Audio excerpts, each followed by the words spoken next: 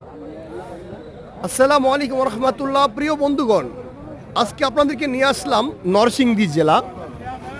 আর এই নরসিংদী জেলার অন্যতম একটি স্থান হচ্ছে লাখপুর। এই চরসিন্দুরি এলাকার পাশেই হচ্ছে লাখপুর। এই লাখপুরে বয়ে গেছে অনেক বড় একটি নদী।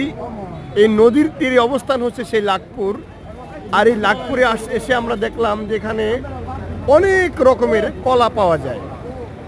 সবরি কলা, কবরি কলা, আনাজি কলা, গেরা কলা, কাঁঠালি কলা, যেই কলাই হোক না কেন, সাগর কলা, আপনারা অনেক নামে অনেকটাকে ডাকেন, কিন্তু আমরা এসে যেটা মানুষের কাছে শুনলাম যে এটাকে আনাজি কলা বলা হয়, এটাকে সবরি কলা বলা হয় এবং যেটাকে সাগর কলা বলা হয়, এরকম কিছু নাম শুনলাম। আমরা শুনে এগুলো আপনাদের কাছে উপস্থাপন করলাম। বন্ধুগণ, জায়গাটা হচ্ছে নরসিংদী জেলার লাখপুর। এখানে আপনি পেয়ে যাবেন হরেক রকমের কলা, কিন্তু এখানে সবচেয়ে বৈশিষ্ট্য হচ্ছে এখানে আপনি পাবেন ফরমালিন অ্যান্ড মেডিসিন মুক্ত কলা পাবেন।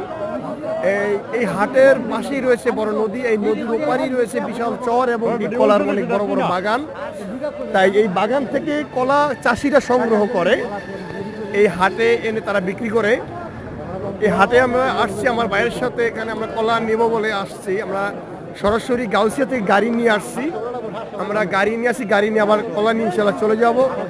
তাই আপনারা বন্ধুরা যারা এই ফরমালিন মুক্ত, মেডিসিন মুক্ত কলা খেতে চান, আপনি তো লাখপুর বা নরসিংদী আসতে পারতেছেন না, তবে আপনাদের সংক্ষেপ রয়েছে বুলতা বাস স্ট্যান্ড মসজিদের সামনে আমার ভাই কিন্তু কলা বিক্রি করে।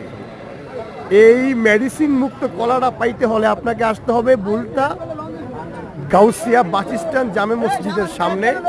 এখানে আসলে আপনি এই ফরমালিন মুক্ত কলাটা পেয়ে যাবেন ইনশাল্লাহ। সবার জন্য দাওয়াত রইল, সবাই আসবেন, দোয়া চাই।